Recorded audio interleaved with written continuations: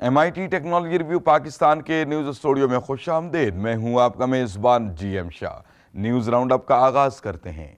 Bulletin के आगाज़ में आपको बताते हैं कि मारूफ Pakistani ecommerce website Draz.P Alibaba group का हिस्सा बन गई है। इस हवाले से द्राज ग्रुप के CEO जोनाथन डॉर का कहना था कि वो अली बाबा के इश्तिराक से खित्ते में न सिर्फ एंटरप्रेन्योर्स की भरपूर हौसला अफजाई करेंगे बल्कि इससे लॉजिस्टिक्स नेटवर्क वगैरह को मुस्तहकम करने में भी मदद मिलेगी।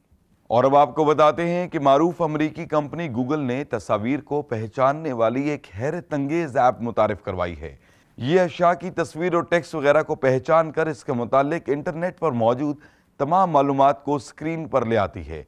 मिसाल के तौर पर इस ऐप को इस्तेमाल करते हुए इसे किसी भी शय के सामने पॉइंट करके बटन दबाएं तो इस शय के मुतालिक तमाम मालूमात सामने ले आती है। इसको गूगल लेंस के नाम से मंसूब किया गया है।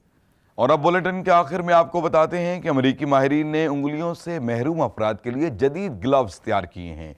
इनको पहनने से न सिर्फ हाथों की गिरफ्त मजबूत होती है बल्कि ये अशिया उठाने में भी मदद देते हैं। इन ग्लव्स को आम अफराद भी इस्तेमाल करते हुए फ़ायदा उठा सकते हैं। इसको तैयार करने वाली कंपनी का नाम नेकेड प्रोस्थेटिक्स है।